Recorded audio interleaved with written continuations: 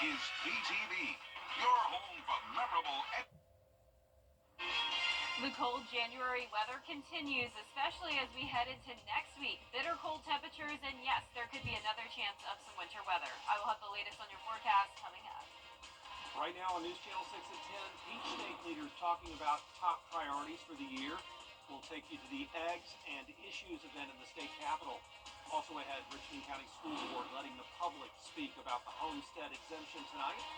And the Salvation Army teaming up with Fat Man's Cafe for its January donation drive. How you can help as your News at 10 starts now. Live from Television Park, this is WJBF, News Channel 6 at 10 on MeTV. Good evening, everybody. I'm Brad Means. Thank you for joining us. We're going to begin with a developing story out of Grovetown where crews are investigating a possible shooting. Columbia County Dispatch tells us first responders got the call to an apartment complex on Joyner Crossing. That's in Grovetown. It was late this afternoon, and there were reports that there had been a gunshot victim. Details are limited. Stay with News Channel 6 for more on this developing story. Coverage you can count on continuing as lawmakers go back to work in South Carolina. The Richmond County School Board holding the first of 3 public hearings on the homestead exemption. They're planning to opt out of it, and some people don't like that. Graham Lee reports. Former Augusta Mayor Bob Young taking to the podium during public comment, making his voice heard to Richmond County School Board members. 6 of you have the option of taking away this tax break for homeowners. 6 of you. 6 votes to nullify the votes of over 48,000 people. His frustration comes at the first of 3 public hearings on the board's decision to opt out of the statewide adjusted base year ad valorem homestead exemption. It's part of House Bill 581, which helps provide property tax relief for homeowners, but can limit local government and school funding. It's a terrible message that you send to your faculty, staff, and employees that you will strip them of their relief from oppressive property tax burdens in Richmond County. While no school board members wanted to comment at this time, the chief financial officer is recommending opting out due to existing homestead exemptions, maintaining quality programs, and because the local millage cap is already in place. But Young says it's a decision he and other Richmond County voters weren't aware of before they went to the polls in November. If this tax break was so bad, why didn't this board in here talk to the voters before the election on November 5th and tell us how bad this legislation is? Not a peep. Crickets coming out of the Board of Education. I ask you to not exempt yourself and to take seriously the voice of the voters in Richmond County. No need to schedule these public hearings. Public hearing was held on November 5th, and the people have spoken. Warren and Wilkes County schools are also planning on opting out of the exemption. Like Richmond County, they'll also have public hearings over the next few weeks. In Augusta, Graham Lee, WJBF, News Channel 6. Columbia County School District also planning to opt out of this homestead exemption. Board members are also going to have 3 public hearing meetings. The first one next Tuesday at the Evans Government Center Auditorium. For a full list of all the other hearings, just go to WJBF.com. As we take our first look at the weather, meteorologist Joseph Tracci standing by. Some wild stuff on the way if it all comes true, right? Yeah, Brad, it's just not warming up. I mean, boy, it's been cold lately, and we're actually now on a trek for potentially one of the coldest Januaries on record. Right now, we are in 5th place with temperatures trending around 8 degrees below normal. So it's going to stay that way as we finish off the month. And right now on our Terry Lambert Hyundai Skyview Cam in North Augusta, we do have dry conditions, no rain in the forecast for now, lots of sunshine. The sun just isn't doing the best job warming us up. So this morning we had a low of 25 degrees. That puts us 10 degrees below our average of 35. And our high today was 57. So we did get a little bit closer to average, but we'll dip right back down to the low 50s tomorrow. Right now, seeing those upper 30s in Allendale and Barnwell, 42 in Louisville, 39 in Bamberg. Aiken, you're at 41, 40 in Gibson, and 44 in Waynesboro. Dew points are super low, down into the teens. We have dry air in place with high pressure driving in this northwest wind.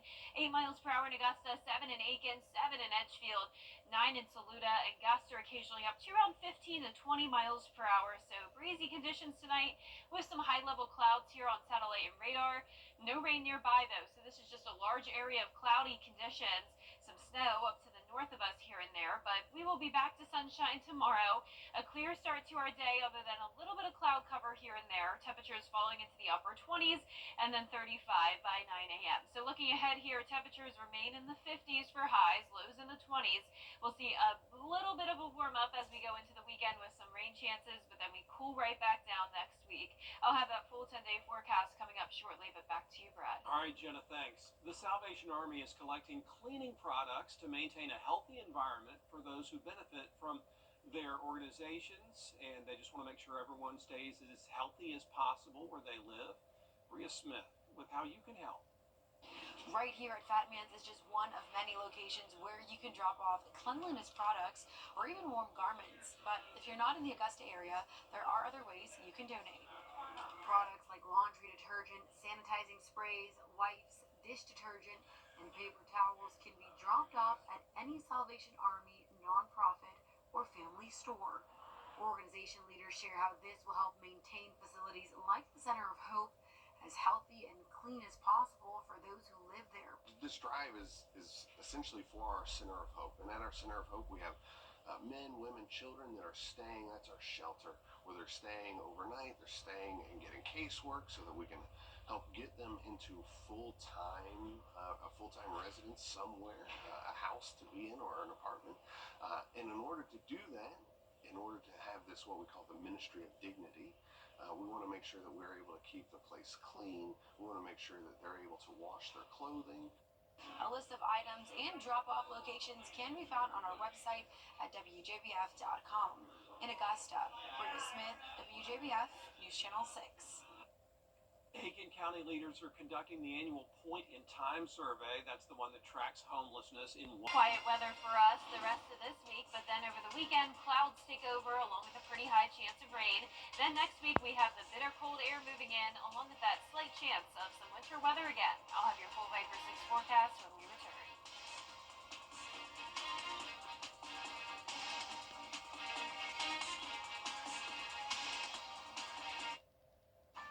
Is your bathroom due for like excellent 365? Only on News Channel 6.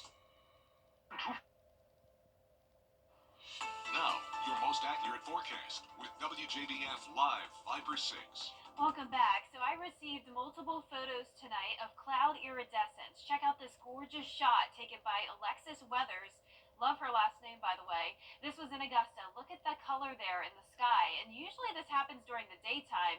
Well, really, it doesn't even happen often at all. But when it does, it's usually with the daytime. The sun reflects on different little tiny crystals in the sky and little raindrops.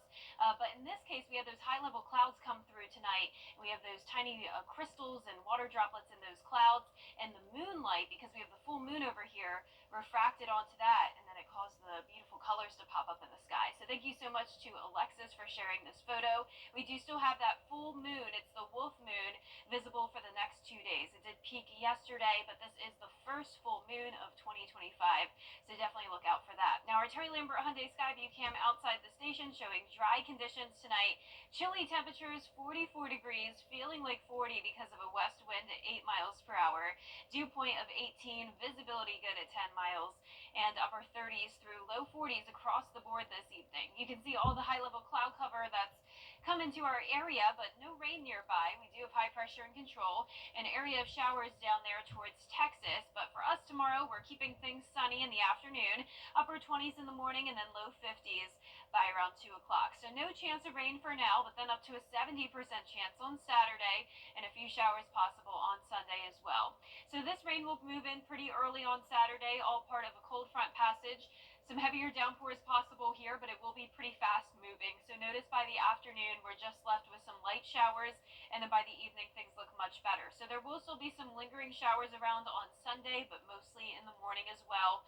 Sunday night looks better with the cold air coming in, though, northwest wind, and that will drop our temperatures big time starting on Monday. But the rainfall estimates here, only around to ½ inch to 1.5 inches at the most. So our southern line counties likely seeing a little bit more rain. rain.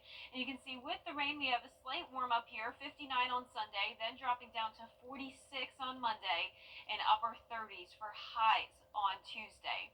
So the question is, are the snow lovers in luck? Well, yes, there is a chance of some winter weather next week, not a guarantee. We will have the cold air in place, all of that Arctic air coming in from Canada, and we could have another Gulf low form. If that does form, it will really matter exactly what track it takes in order to determine the type of weather we see with this. But what we do know so far is next Tuesday through Wednesday, highs will be in the 30s, lows near 20, wind chill in the teens, and maybe even some lower teens possible, and we will be watching for that chance of winter mix. We will keep you updated on that as we continue to fine-tune the forecast. But in the meantime, tonight, upper 20s through low 30s. Highs tomorrow will be in the low 50s for the most part, and that 10-day forecast showing sunny and dry weather for now. Then the clouds move in on Saturday with that high rain chance. 30% chance of rain on Sunday, drying out for Martin Luther King Jr. Day on Monday, and then a 30% chance of some form of precipitation around next Tuesday and Wednesday. All right. Thank you, Jenna. We appreciate you. Still ahead, President-elect Trump's nominee for Secretary.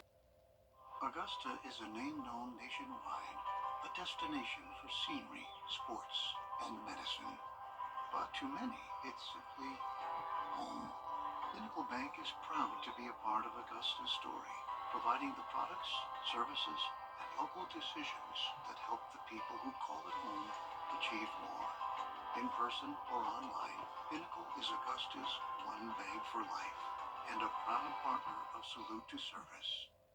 The Giving Your Best Award salutes volunteers in the CSRA for going above and beyond in our community. All the Giving Your Best partners congratulate our latest winner, Shelby Cochran. She's using her cooking skills to bless others in need through her Meals of Love ministry. Shelby's helping individuals and the community by showing kindness to others. Giving Your Best is brought to you by Science Co., Piedmont Augusta, Security Federal Bank, and News Channel 6. Hi, boys and girls. I want you to... Now, WJBF sports coverage you can count on. For the second time this season, the South Carolina women's basketball team was named the USBWA Team of the Week. This comes after victories over 7th-ranked Texas and a dominant victory over Texas A&M. The Gamecocks have now won 51 SEC regular season games in a row. The team has already posted 5 wins over ranked opponents this season. In their SEC opener against the Aggies, 6 players scored in double figures, with Joyce Edwards leading the way with 19 points and 10 rebounds. Then on Sunday, they put on a defensive clinic, beating the Texas Longhorns 67-50. And this week, 4 Gamecocks have averaged double figures. Habit of defending, is one of our stronger points. The habit of sharing the basketball and moving the ball has become a habit.